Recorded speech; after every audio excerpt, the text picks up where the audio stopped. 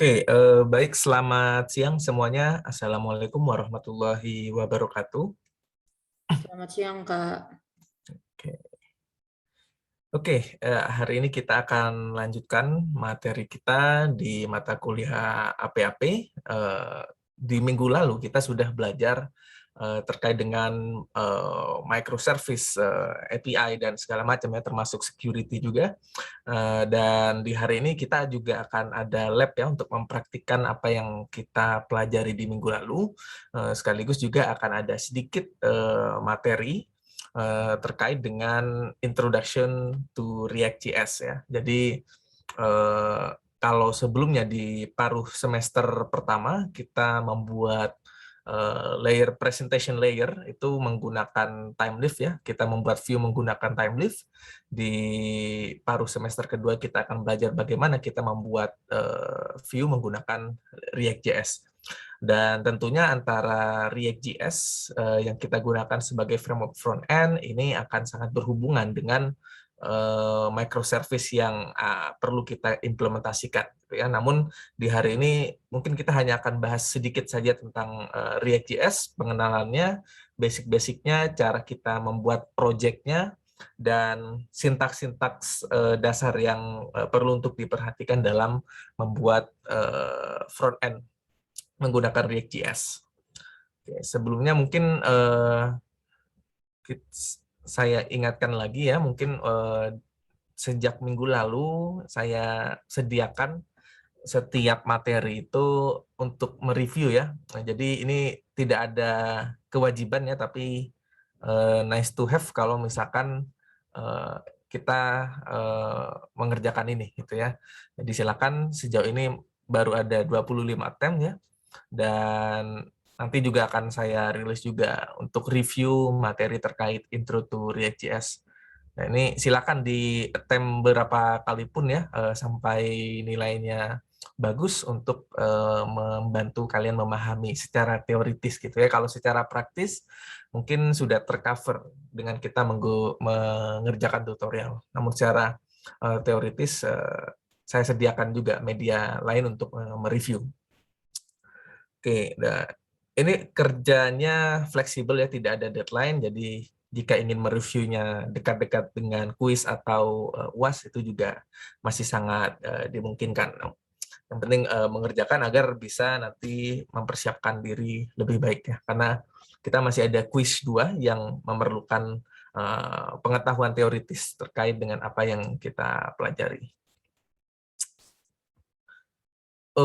Ya, kita akan masuk ke materi kita hari ini terkait dengan React.js dan JSX gitu ya. Semacam JavaScript yang khusus memiliki behavior khusus di dalam React.js. Ya, jadi apa itu React.js? Tentunya ini adalah sebuah framework ya untuk membuat view layer. Kalau kita menggunakan MVC, jadi view-nya kita buat dengan menggunakan React sebagai JavaScript library. Jadi pada dasarnya React ini menggunakan bahasa pemrograman JavaScript, jadi sintaks JavaScript itu bisa kita gunakan di dalam React.js ini. Namun juga ada beberapa ketentuan khusus ya yang perlu nanti diperhatikan. Dan React.js ini juga cukup membantu kita untuk menguji sintaksnya. Itu memang sebelum kita compile diperiksa juga gitu ya, sehingga kita dapat secara jelas ya dalam membuat setiap komponen itu sintaksnya itu sudah dipastikan sebelum masuk ke runtime dia sudah benar. Dan React.js ini adalah komponen based architecture ya. Simpelnya adalah arsitektur yang membagi beberapa hal itu dalam masing-masing komponen. Jadi dalam konteks front end, kalau sebelumnya kita membuat per page ya, kalau kita pakai TimeLift kemarin itu kita buat setiap page sendiri-sendiri. Nah, kalau di React.js kita paradigmanya per komponen gitu ya. Jadi kalau misalkan kita ingin membuat header dan cukup sama, kita cukup membuat sekali komponen header dan nanti kita bisa reuse ya per komponen itu ke masing-masing page yang dibutuhkan. Nah, Jadi dari sini sudah bisa kita lihat bahwa salah satu keunggulan dari React.js ini juga menawarkan modularitas ya komponen-komponen front end, sehingga ketika kita ingin mengubah sesuatu yang dia cukup generik itu jauh lebih mudah. Nah, bayangkan kalau kita tidak menggunakan komponen based architecture, misalkan kita ada sesuatu yang sama kita tuliskan berkali-kali di beberapa file page, itu akan cukup time consuming untuk melakukan maintenance dari program front end-nya atau view layer-nya. Ya, jadi nanti kita akan lihat ya bahwa React.js ini terdiri dari komponen-komponen yang nanti bisa kita buat secara terpisah dan disatukan ya, tergantung dengan kebutuhannya. Nah, dan komponen di sini nanti bentuknya bisa berupa function, bisa juga kita buat dalam bentuk JavaScript class. Ya, nanti kita akan lihat ya komponen atau struktur directory dari sebuah project React.js yang umum gitu ya. Yang mana nanti perlu dipahami struktur tersebut sehingga nanti ketika kalian melakukan programming menggunakan React.js itu sudah tahu file mana yang perlu untuk diubah dan file mana yang harus tidak perlu kita otak-atik gitu ya direktorinya. Ya, jadi dalam satu page itu bisa terdiri dari beberapa komponen yang bisa kita kembangkan secara terpisah ya, secara modular. Sehingga maintainability-nya lebih enak ya, jadi kita langsung straightforward kalau misalkan kita ingin mengubah header ya kita hanya cukup satu file komponen header-nya yang kita ubah, tidak usah satu persatu. Nah, selain modular yang tadi saya sebutkan, kelebihan dari React menggunakan React ini adalah dia cukup cepat ya, lebih cepat daripada kita menggunakan Timelift contohnya. Kenapa dia bisa lebih cepat? Lebih cepatnya di bagian mananya? Nah, jadi di sini disebutkan bahwa aplikasi yang dibuat dengan React ini bisa menghandle updates ya dengan secara cepat dan responsif. Jadi misalkan ada perubahan data yang dimasukkan ke dalam view layer kita tidak perlu merender keseluruhan komponen ya di dalam satu page tersebut. Dengan menggunakan virtual DOM, React ini cukup pintar, jadi dia tidak merender ulang setiap ada perubahan, cukup melakukan rendering ulang komponen atau bagian-bagian yang memiliki updates. Nah, sehingga dia akan cukup relatif jauh lebih cepat gitu ya dibanding kita menggunakan paradigma yang tradisional, menggunakan HTML biasa atau bahkan menggunakan Timelift template ya yang sudah kita pelajari. Yang kedua sudah saya sebutkan terkait modularitas, jadi kita bisa membagi file view kita menjadi setiap komponen yang kecil dan dia reusable, dan sehingga kalau misalkan kita bekerja di dalam tim itu akan jauh lebih enak gitu ya. Nah, bayangkan kalau kita masih menggunakan HTML biasa gitu ya, pembagian tugasnya mungkin akan cukup cukup banyak overlapping dan cukup susah untuk dibagi. Nah, sementara kalau kita menggunakan framework seperti React ya, ataupun framework front end lainnya yang mirip arsitekturnya dengan React, nah dia akan membantu kita fokus ya untuk masing-masing komponen. Ya, scalability dari React itu juga bagus gitu ya, dan React juga fleksibel gitu ya. Nah, jadi kita bisa menggabungkan React ini dengan stack teknologi yang lain yang bisa kita gunakan ya. Dalam hal ini kita bisa gabungkan React dengan Django, kita gabungkan React dengan Spring Boot. Nah, itu bisa kita lakukan dan masih sangat banyak room for improvement dan room to explore ya kalau di React ini. Dan yang terakhir, kenapa kita di mata kuliah ini memilih React ya, karena React merupakan salah satu framework yang paling populer kalau kita bicara soal pembuatan view layer atau front end. Nah, mungkin ada juga framework lain seperti Vue atau Angular, nah, tapi in fact memang yang cukup banyak digunakan secara umum ya, berdasarkan survei-survei terbaru, React masih menjadi top framework yang untuk front end. Lagi pula untuk framework sejenis itu juga paradigmanya kurang lebih sama ya, dia menggunakan component based architecture. Nah, di sini ada beberapa company yang menggunakan React ya. Ya Facebook mungkin punya Angular, tapi sebagian juga ada yang pakai React juga. Nah, kalau di Indonesia juga harusnya cukup banyak ya, dan vacancy front end sekarang juga masih cukup banyak yang membutuhkan developer yang memahami React sebagai prasyaratnya. Nah, mungkin saya hanya akan tunjukkan sekilas saja gitu ya, apa itu React.js.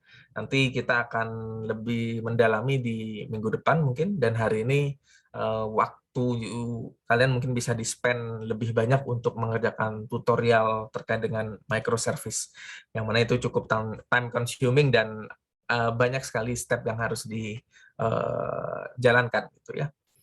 Nah, yang perlu kita install sebelum menggunakan React ini adalah Node.js ya. Kita hanya pakai modul npm-nya, Node Package Manager, untuk menginstal modul dari React ya, untuk membuat project React.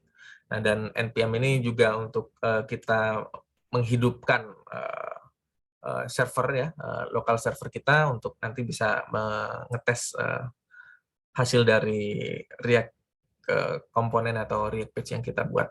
Dan selain Node.js, kita juga perlu Visual Studio Code untuk tentu saja melakukan editing file-file di dalam project React kita. Ini tidak harus pakai Visual Studio Code ya, kalian bisa menggunakan editor yang lain ya, yang kalian nyaman. Visual Studio Code sebagai contoh saja gitu ya. Nah, dan nanti juga di Visual Studio Code bisa kalian install beberapa add-ons atau extension yang dapat menunjang pengembangan aplikasi berbasis React kalian. Caranya cukup straightforward ya, jadi kita cukup menginstal Node.js dan melakukan instalasi di konsol ya. Mostly kita akan pakai konsol di sini, dan kita cukup gunakan beberapa komen ya, menggunakan npm tersebut. Nah, npm ini baru akan terdeteksi kalau kita sudah menginstal Node.js tersebut. Nah, mungkin mula-mula kita cukup melakukan creation project baru. Di sini tidak boleh, kalau tidak salah ya, tidak boleh huruf besar. Ada baiknya kita membuat namanya di dalam huruf kecil semua, gitu ya. Misalkan test app. Di sini kita buat project baru dan kita perlu menunggu beberapa saat ya untuk instalasi. Ini sudah ada beberapa contoh sampel project yang saya buat ya. Nanti di Visual Studio Code kita tinggal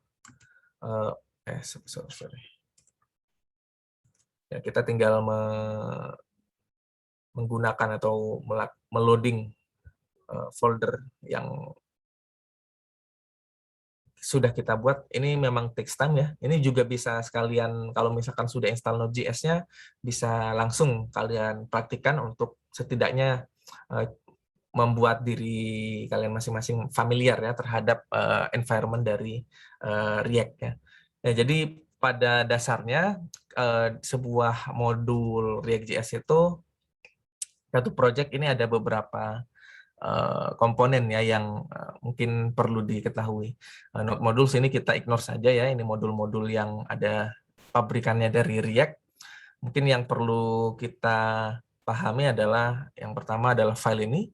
Jadi file package JSON ini isinya adalah beberapa meta data dari aplikasi kita gitu ya, mulai dari namanya, kemudian versioning kita, kemudian dependensi apa saja yang kita gunakan gitu ya di dalam program kita, dan juga kita juga bisa mengubah port juga ya. Kalau misalkan di default-nya sekarang kita menggunakan port 3000, kita bisa configure juga di file ini. Jadi package.json ini gunanya untuk melakukan konfigurasi.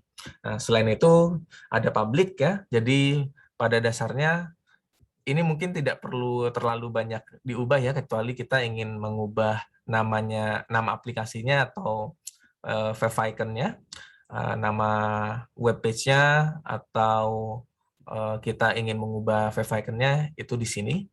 Namun di sini inilah yang jadi base page-nya ya untuk di render nanti ya. Dan seluruh komponen dari React-nya kita akan nanti di-append ke div dengan ID root ini. Nah, itulah mengapa itu berkaitan dengan folder atau package src ini. Ini ada beberapa file ya. Mungkin yang penting adalah yang di-load, kalau di default-nya ada di file index.js seperti ini. Ya, jadi di sini sintaksnya kurang lebih kita akan menggunakan React DOM dan merender.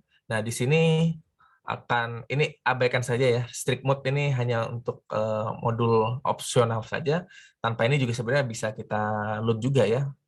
Nah, kalau app ini adalah kita import dari komponen-komponen yang kita buat di app.js gitu ya. Jadi index.js ini semacam main programnya lah ya kalau di React.js, dan kita sintaksnya kurang lebih kita merender apa yang kita render dan kita lakukan pen ya ke get element by ID, ini mengacu ke root yang ini.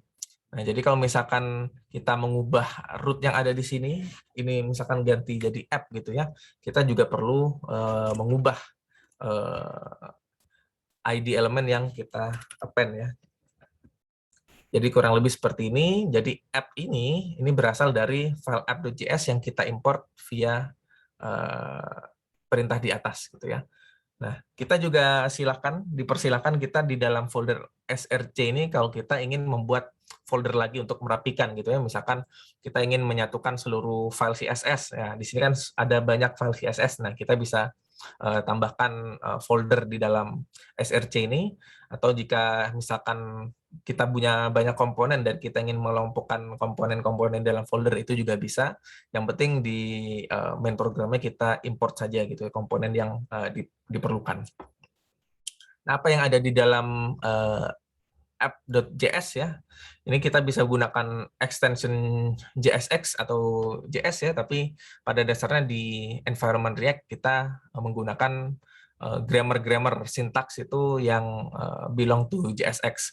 Nah, di sini kita membuat komponen dalam bentuk function, ini bisa kita buat dalam bentuk kelas juga, tidak harus function. Nah, di sini kurang lebih seperti ini ya. Jadi kita mereturn apa yang ingin di-render. Nanti kita akan explore juga JSX itu behavior-nya seperti apa. Ya, jadi kurang lebih strukturnya seperti itu ya. Yang perlu diperhatikan mungkin yang bagian konfigurasinya, yang di package, kemudian file public kalau misalkan ingin mengubah hal-hal mendasar seperti title dan segala macam, dan src yang dimana mostly kita akan bekerja di package atau folder yang ini. Oke, mungkin itu ya sekilas terkait dengan komponen atau struktur project dari React ke JS. Oke, mungkin saya coba praktikkan ya. Ya, kurang lebih sebentar.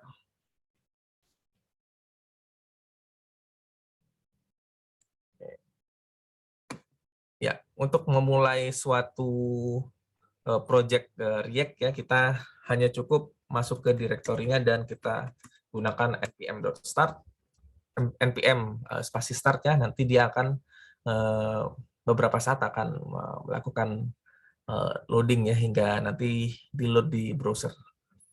Nah, setiap perubahan dari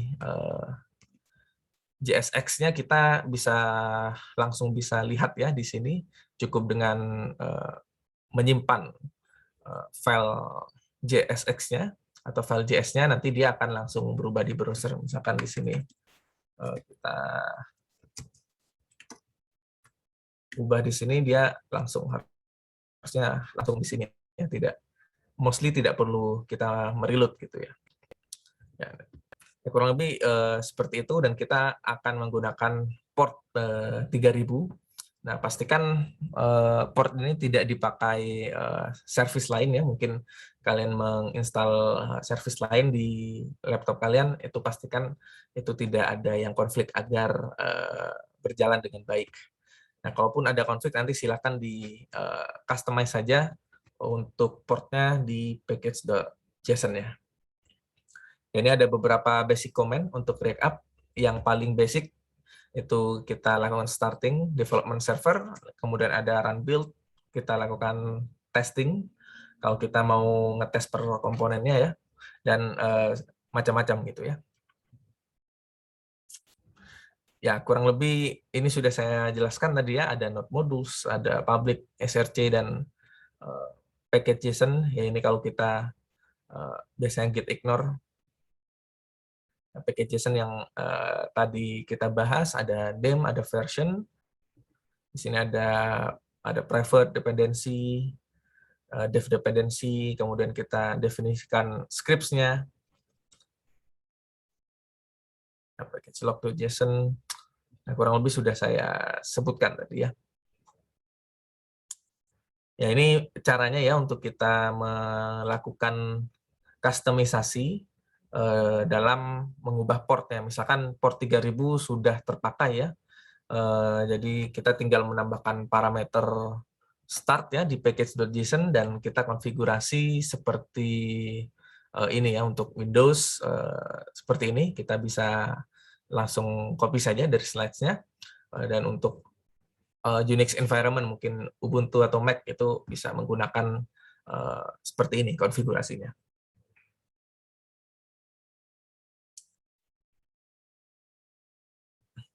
Ya, mungkin nanti silakan untuk hands-on pertama kali, kalian coba-coba mengutak-atik update.js-nya ini, untuk setidaknya tahulah strukturnya seperti apa. Dan harapannya beberapa dari kalian di sesi ini juga sambil mempraktikkan ya, agar lebih nyambung gitu ya.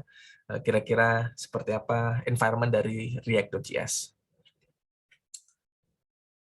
Ya, ini index.js sudah saya jelaskan juga tadi ya. Nah, selanjutnya kita akan masuk ke JSX ya. Ini semacam kita, oh ya, sebelum itu mungkin ada yang ingin ditanyakan terkait dengan React.js dulu sebelum kita masuk ke JSX.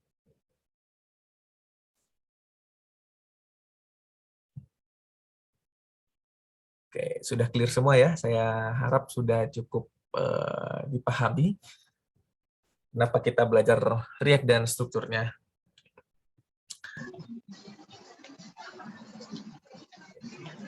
Ya, silakan Naufal, open mic. Ada yang ingin ditanyakan? Muhammad Naufal Nabil.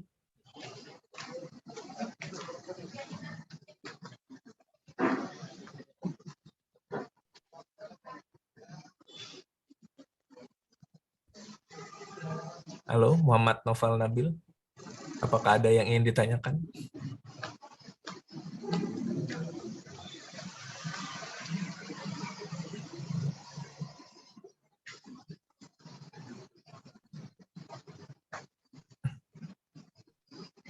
Oke, kalau tidak ada silakan di mute ya.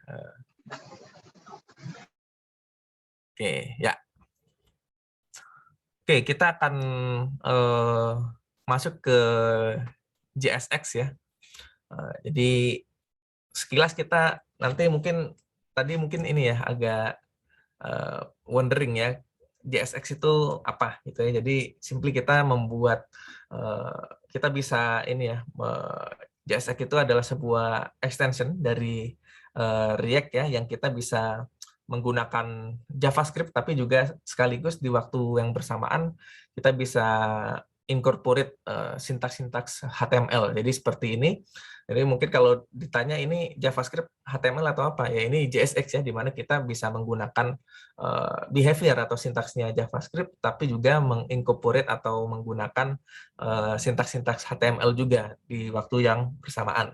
Dan bisa kita simpan HTML tag itu dalam suatu konstanta yang kita beri nama nanti, dan kita bisa gunakan itu sebagai komponen-komponen yang kita gunakan di dalam view layer kita. Ya, jadi misalkan kita buat konstanta H1 isinya H1 hello world, yaitu kita bisa langsung pakai gitu ya. Nah, ini sebelum saya berikan contoh, mungkin kita perlu tahu sedikit definisinya terkait dengan JavaScript extension. Ya, jadi basically JSX ini bukan valid JavaScript ya. JSX bukan JavaScript. Memang dia behavior-nya, sintaksnya mirip dengan JavaScript, dan memang originally pakai behavior-nya JavaScript ya, tapi browser tidak bisa membaca itu secara langsung ya.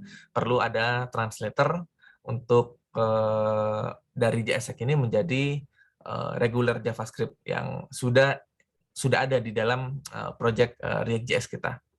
Nah, di dalam materi hari ini kita akan lihat ya JSX elemen itu apa saja, atributnya apa saja, kemudian nested JSX itu apa, dan bagaimana merender JSX gitu ya. Ya, jadi pada level paling basic dari JSX itu adalah JSX elemen ya. Ya, jadi kita bisa membuat elemen yang mirip dengan HTML itu ke dalam sebuah variabel, sebuah function. Itu kita bisa menyimpan elemen-elemen kecil tersebut di dalam sebuah variabel atau function di JSX ya. Ya, contohnya seperti ini ya, kalau misalkan kita ingin membuat suatu navbar ya, kita bisa definisikan di sini, ini tag HTML biasa seperti kita membuat navbar pada umumnya, dan kita bisa menyimpan ini agar lebih reusable sehingga kita tidak usah mereuse ya, untuk elemen yang sama beberapa kali kita bisa menyimpannya di dalam sebuah variabel gitu ya. Ya, misalkan contohnya ini ya, kita bisa juga sebenarnya di dalam ini kita bungkus itu dalam suatu variabel elemen. Nah, kita bisa langsung saja memasukkan ini ya ke dalam variabel seperti ini. Ya, sebenarnya mungkin tidak terbayang mungkin ya, kira-kira HTML kok bisa dijadikan variabel. Nah, itulah yang dilakukan oleh JSX. Nah, dan biasanya kita tinggal return elemen saja, ini hasilnya kurang lebih akan sama. Ya, seperti ini. Kita coba. Ya. Ya, jadi ini yang contoh dari kita penggunaan pembuatan elemen di dalam JSX. Jadi elemen adalah unit atau ya unit terkecil di dalam sebuah JSX. Nah, ini bisa kita gunakan beberapa kali sehingga kita tidak perlu mendefinisikan HTML yang sama itu berkali-kali. Dan kalaupun nanti ada perubahan ya kita cukup mengubah satu variabel ini saja gitu ya. Nah, itulah yang dilakukan oleh JSX. Jadi kalau kita mau simplifikasi ya, intinya JSX ini adalah semacam extension dari JS yang bisa membantu kita membuat HTML seolah-olah menggunakan behavior JavaScript juga. Nah, ini sebenarnya komponennya, behavior-nya cukup mirip ya. Kita masih bisa menggunakan atribut-atribut ya, seperti kelas ya. Bedanya mungkin ada beberapa grammar yang berbeda. Kalau di HTML biasa itu kita cukup menggunakan kelas. Kalau di JSX kita harus menggunakan class name ya. Itu nanti bisa kalian baca dokumentasinya, beberapa grammar yang beda saja gitu ya. Kita bisa gunakan src juga, dan kita bisa langsung membuat function sesuatu ya, misalkan function untuk klik gitu ya. Misalkan kita ingin membuat alert sesuatu gitu, nah kita bisa juga menggunakan atribut-atribut seperti onClick gitu ya, onClick, dan kita langsung menggunakan function dengan cara seperti ini. Jadi tinggal onClick saja, dan kita definisikan nama functionnya. Jadi sebenarnya cukup straightforward, hampir sama dengan kita membuat HTML biasa, cuman prinsipnya kita harus berparadigma lebih modular saja. Ya, jadi kita tidak membuat satu persatu komponen secara berulang-ulang, tapi kita mengenkapsulasi beberapa komponen yang sama, bisa kita masukkan di dalam satu variabel sebagai sebuah elemen, atau kita kumpulkan beberapa elemen tersebut menjadi sebuah komponen yang bentuknya bisa dalam bentuk function atau dalam bentuk kelas. Ya, misalkan sini ya, kita tadi sudah ini, gimana nih? On click. Ya.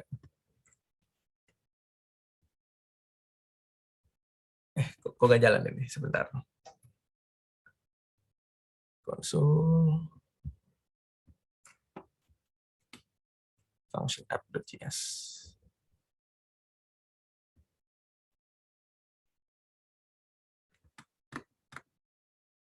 Oke, sebentar.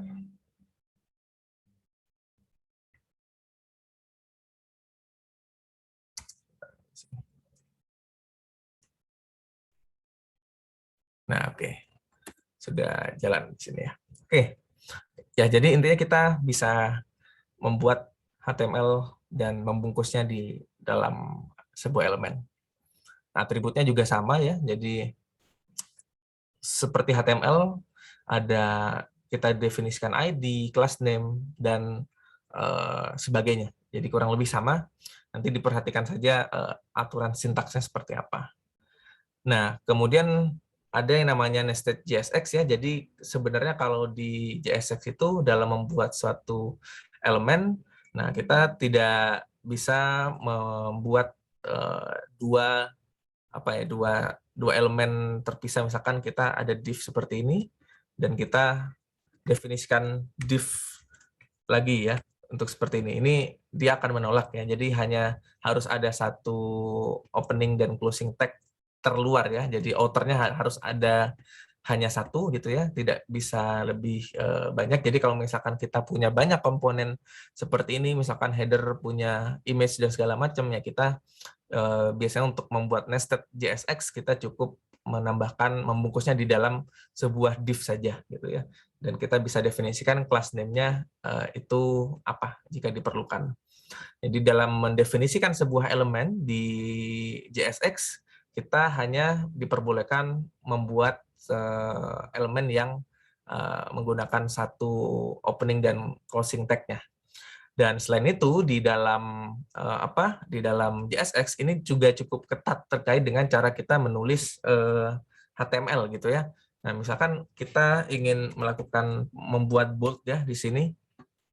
Nah, ini kalau kita tidak tutup, tidak ada closing tag-nya, nah itu dia akan error ya. Sementara kalau di HTML biasa ini sebenarnya bisa ya, kita langsung buat bold seperti ini bisa, namun di JSX itu akan menjadi masalah ya.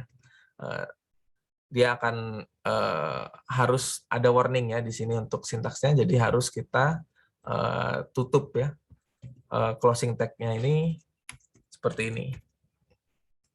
Ya, jadi harus ada closing tag. Ya, kalau misalkan tidak ada, dia akan error gitu ya. Jadi ada dia cukup ketat dalam proses compilingnya. Jadi secara secara sintaks walaupun dia mirip dengan HTML tapi harus lebih disiplin saja. Jadi kita tidak bisa membuka sebuah tag HTML tanpa menutupnya. Ya, kalau kita sudah tutup dia akan kembali normal seperti itu. Ya. Oke, itu ya jadi outer elemennya hanya harus ada satu ya. Jadi kalau misalkan kita punya beberapa elemen, kita bungkus saja di dalam sebuah div. Nah, untuk merender atau menampilkan elemen-elemen kita menggunakan React DOM. Sintaksnya kurang lebih seperti ini. apa saja yang perlu kita perhatikan ini sebenarnya bisa kita lihat di file index.js ya. Jadi React DOM.render di sini ada 2 parameter ya, ada apa yang harus dirender, dalam hal ini adalah komponen app, dan di mana dia akan di append gitu ya. Dalam hal ini kita akan mengappend hasil dari komponen ini ke elemen ID app yang ada di index.html gitu ya. Atau by default ini namanya root ya, kita tinggal sesuaikan saja. Jadi kurang lebih untuk rendering JSX ini cukup straightforward ya. Kita langsung React DOM.render, kemudian kita langsung masukkan elemennya apa. Ini bisa kita langsung hardcode HTML di sini, atau kita bisa menyimpan elemen dalam sebuah variabel gitu, dan kita langsung buat atau load variabelnya di sini. Bisa juga kalau kita melakukan importing seperti yang ada di index.js sekarang. Jadi kita import up from app, ini merefer ke app.js ya, kita langsung eksplisitkan ya komponennya dengan cara seperti ini. Jadi kurang lebih seperti itu untuk rendering JSX. Ya, ini penjelasannya kurang lebih sama ya. Argumennya ada JSX expression ya, sebenarnya JSX expression yang merefer apa yang akan di render ya. Bisa dalam bentuk elemen, bisa dalam bentuk komponen, atau langsung kita langsung hardcode kita buat di situ.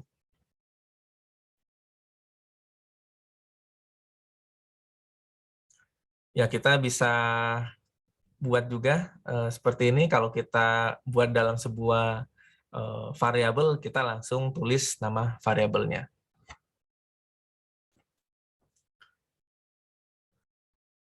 Ya, ini argumen selanjutnya. Ya, jadi kita perlu berterima kasih ke yang namanya Virtual DOM ini, karena Virtual DOM inilah yang membuat React itu lebih cepat dibandingkan kita menggunakan tradisional HTML. Jadi dia hanya mengupdate DOM elements yang ada perubahan gitu ya.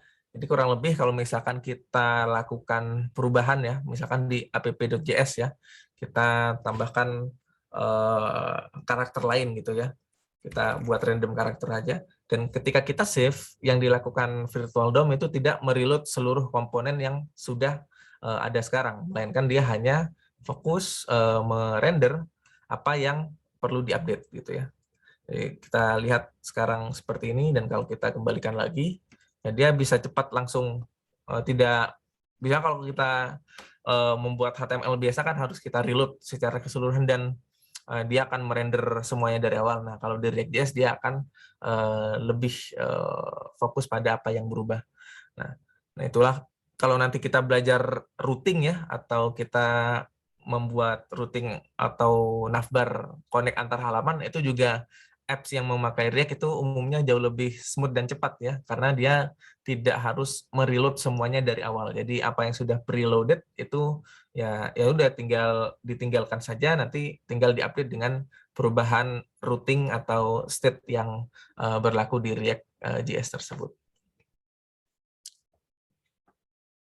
Ya, ini silakan nanti dibaca di Codecademy, ada tutorial point dan segala macamnya.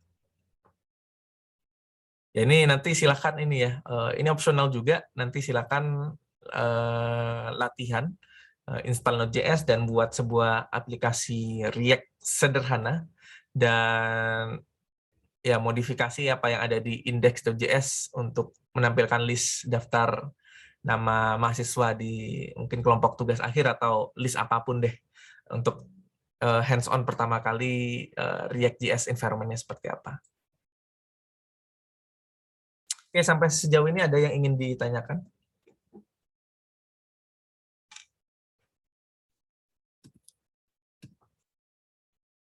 Oke, kalau tidak ada saya akan lanjutkan ya. Nah, ini beberapa hal yang advance ya, namun ini masih awal-awal ya, jadi kita masih belum berbicara soal state, props, dan segala macam yang nanti akan kita bahas lebih lanjut juga. Ini adalah basic yang perlu kita ketahui terhadap JSX. Ya, ini sudah saya sebutkan tadi. Kalau kita di kelas biasa HTML, kita menggunakan atribut kelas gitu ya. Nah, kalau di JSX kita menggunakan atribut kelas seperti ini, dia tidak akan menerima ya. Jadi dia harus menggunakan atribut class name. Nah, ya agar ini untuk tujuan translation ya menjadi JavaScript, sehingga diperlukan atribut grammar atribut yang berbeda behavior-nya. Nah, namun walaupun kita mendefine ini sebagai class name ya ketika di render dan sudah menjadi HTML jadi, dia tetap bisa kita reverse sebagai sebuah kelas, cuma beda grammar sedikit saja.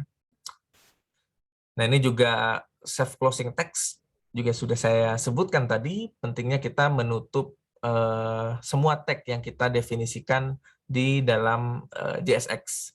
Kalau di HTML biasa, kita mungkin saja membuat div tanpa ditutup, dan browser tetap akan merender itu dengan baik gitu ya, akan ditampilkan ya.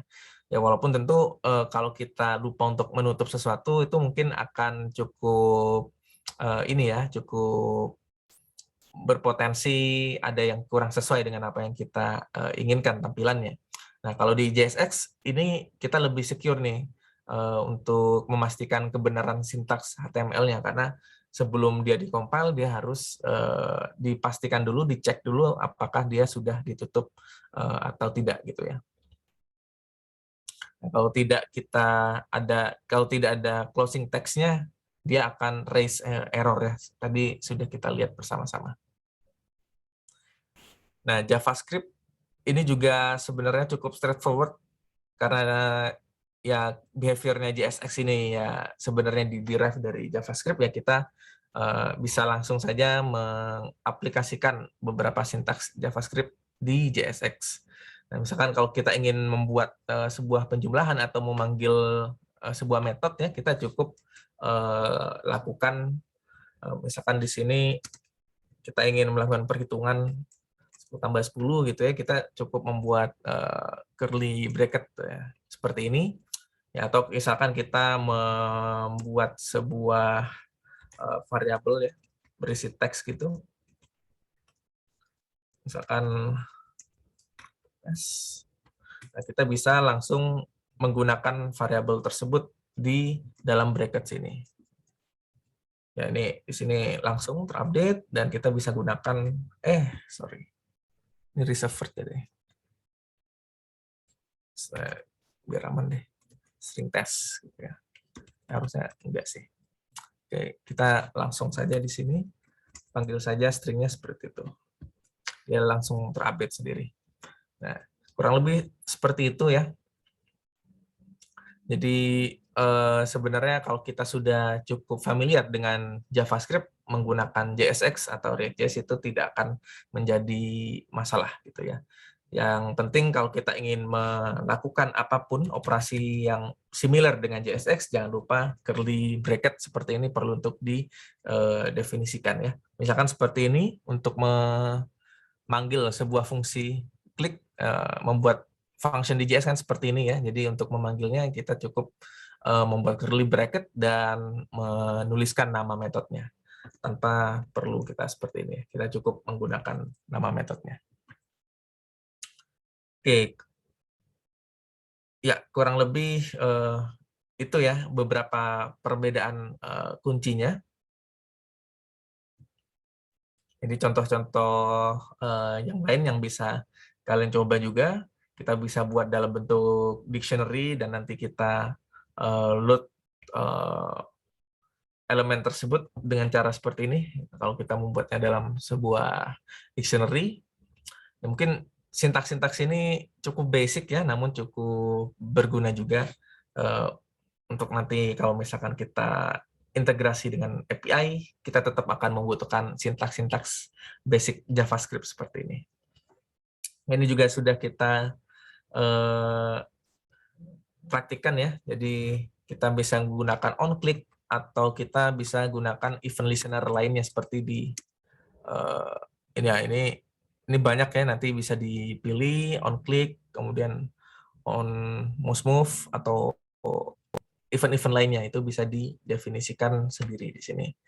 Mungkin yang mungkin cukup umum dipakai mungkin on click ya, misalkan kita ingin melihat men-trigger behavior ketika suatu elemen itu diklik ya, kita bisa gunakan event listener on click seperti ini.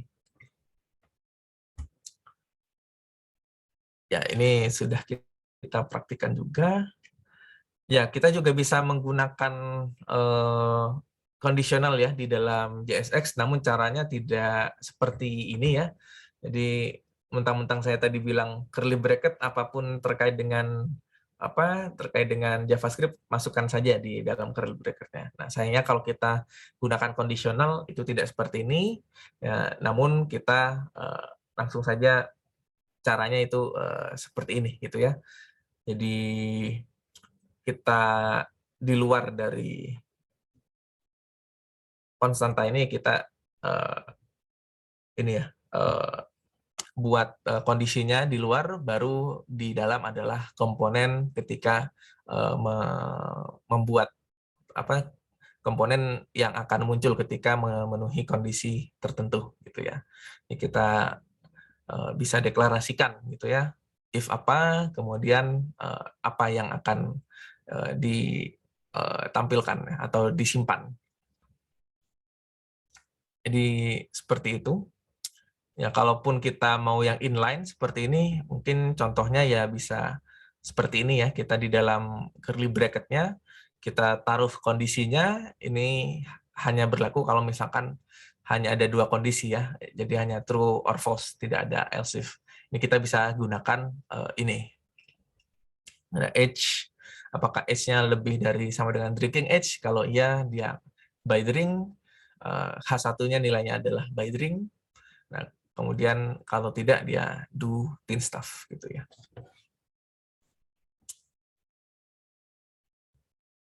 Ya, mungkin kalau kita coba buat ya, mungkin kita bisa buat ekspresi kondisional seperti ini ya. Misalkan misalkan kita langsung literal saja ya, 10 lebih dari 1, misalkan kita asumsikan untuk ini. Maka yang bisa kita gunakan, misalkan kita di konten di sebuah H1 ini ya, sebuah header, kemudian apakah 10 lebih dari 1, karena dia ini kita misalkan true, false gitu ya. Nah, condition ini ya kurang lebih seperti ini ya. Contohnya kalau kita mau inline, membuat kondisi, jadi di sini kondisinya apa, kemudian di sini value ketika sudah true, ketika false itu seperti apa. Misalkan kita load di sini ya, condition. Harusnya dia berubah menjadi edit true seperti ini ya. Kalau misalkan kita buat kondisinya ini false, nah maka dia akan berubah menjadi false. Kurang lebih conditioning-nya seperti itu ya di dalam JSX. Nah, kalau kita langsung mau masukkan di curly bracket ya. Kalau tidak, kita bisa buat, kalau ingin lebih kompleks, kita bisa mengikuti cara yang sebelumnya. Kalau misalkan conditioning-nya ada banyak gitu ya. Ini juga bisa kita gunakan contoh seperti ini. Ada banyak alternatif untuk kita membuat conditional if di dalam JSX. Ya, mungkin ini metode yang lainnya, kita bisa lakukan mapping ya, seperti ini. Misalkan kita memiliki beberapa data string, dan kita ingin melakukan loading ya. Misalkan kita ingin list semua yang ada di dalam string ini ke unordered list, sebuah unordered list ya. Kita bisa lakukan pendefinisian datanya, kemudian kita buat JSX-nya, kita lakukan mapping ya di dalam JSX-nya. Sintaksnya kurang lebih seperti ini. Jadi data apa, kemudian kayak .map, kemudian kita buat definisikan nama variabel dari hasil dari mappingnya gitu ya. Jadi misalkan kita punya di sini strings ya. Kita punya strings di sini. Ini bayangkan sebuah kumpulan data gitu ya. Misalkan kita punya A, B, dan C gitu ya. Dan kita ingin mengenerate sebuah list ya. Kita bisa buat elemen list item contohnya gitu ya. Nah, apa yang kita lakukan ya kita tinggal sebut saja datanya apa, kemudian kita lakukan mapping. Mappingnya itu seperti apa, kita definisikan nama variabel mappingnya, kemudian seperti apa hasilnya. Bahkan kalau kita contoh di sini ya, kita gunakan li di sini, di dalamnya adalah nama variabel yang kita mappingkan di sini. Ya, jangan lupa ditutup dan kita bisa langsung buat ya di sini misalkan di dalam sebuah unordered list ya, kita bisa langsung load di sini adalah list item. Nah, list item ini adalah kumpulan list yang isinya hasil mapping dari strings ini. Seperti itu. Ya, contohnya mungkin seperti ini ya. Ini kalau datanya kita rubah, dia juga harusnya akan berubah gitu ya, seperti ini. Nah, ini akan menjadi cukup memudahkan ya kalau misalkan kita memang harus memaintain sebuah list of data dan kita tidak perlu untuk membuat list satu persatu dan kalau ada perubahan kita ubah satu persatu itu akan cukup melelahkan. Jadi kita cukup mapping sekali dan kita bisa reuse list item ini berkali-kali di tempat-tempat yang berbeda tergantung dari scope kelasnya. Ya, ini contoh yang lainnya ya.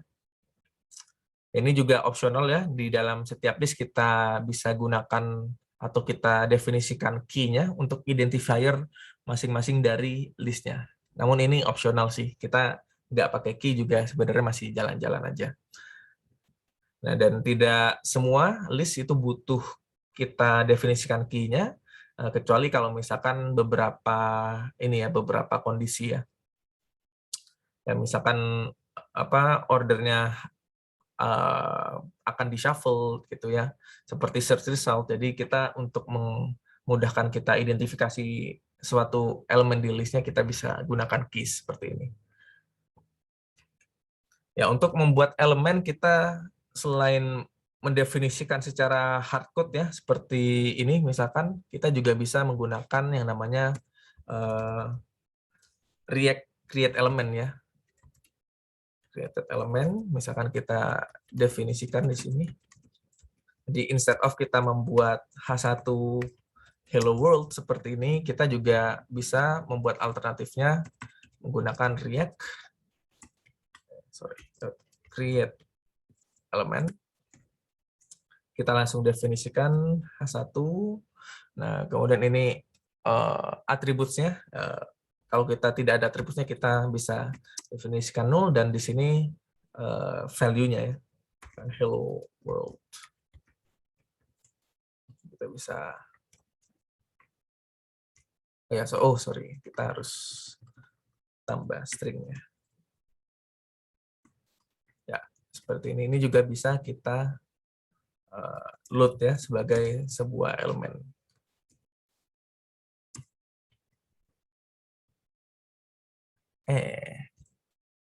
Sorry, belum diimport sepertinya. Oke. Ya, jangan lupa untuk mengimport ya setiap apapun. Nah, jadi seperti ini ya. Jadi ini alternatif untuk kita mendefinisikan sebuah elemen. Dibanding kita membuat secara hardcode, kita juga bisa alternatifnya menggunakan create element. Nah, create element ini cukup banyak ya yang bisa kita lakukan di sini. Ini sebagai contoh saja, nanti silakan di explore apa saja yang bisa kita buat elemennya di dalam React Create Element ini. Ya, jadi prinsipnya sama ya. JSX ini memang sintaksnya ada sedikit perbedaan dibandingkan HTML biasa atau sedikit terkait dengan JS pada umumnya, namun dengan translator yang ada di environment-nya nanti dia akan memiliki behavior yang mirip dengan HTML maupun JavaScript pada umumnya, seperti itu. Ya, ini untuk latihan juga ya, nanti untuk opsional saja, kalau ingin berlatih dan masih awam terhadap React bisa dilatih. Beberapa latihan di slides ini, mulai tadi mengubah index.js hingga sekarang menambahkan fungsi onClick seperti tadi ya. Atau jika kalian ingin mengubah apapun ya, atau mengeksplorasi apapun, silakan dieksplorasi secara mandiri. Ya, oke. Sampai sejauh ini, apakah ada yang ingin ditanyakan terkait dengan React.js Basic? Mungkin sebagian dari kalian sudah cukup familiar dengan React, ini mungkin hanya review saja. Oke, apakah sudah cukup jelas?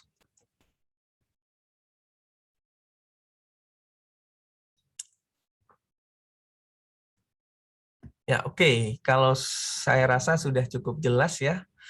Silakan setelah ini sesinya akan berganti ke sesi tutorial. Apakah sudah ada tim asisten di room ini? Halo Pak, ada Pak. Ada. Oke. Ada Camilla dan Tio ya. Oke, nanti setelah ini silakan dilanjutkan ya sesinya untuk tutorial. Dan untuk yang latihan hari ini, karena saya lihat tutorialnya memang cukup heavy ya, itu opsional saja ya. Nice to have, sangat bagus jika kalian mengerjakan untuk berlatih. Namun kalau misalkan dirasa memberatkan juga ya terserah gitu ya, nanti kalian ukur sendirilah load kerja kalian. Yang penting tetap untuk dilatih. Dan kita juga akan mempraktikkan React.js secara utuh itu di tutorial minggu depan ya. Saya lupa apakah sudah termasuk dengan mengintegrasikan dengan API atau tidak. Tapi harusnya sih sudah gitu ya. Well, oke.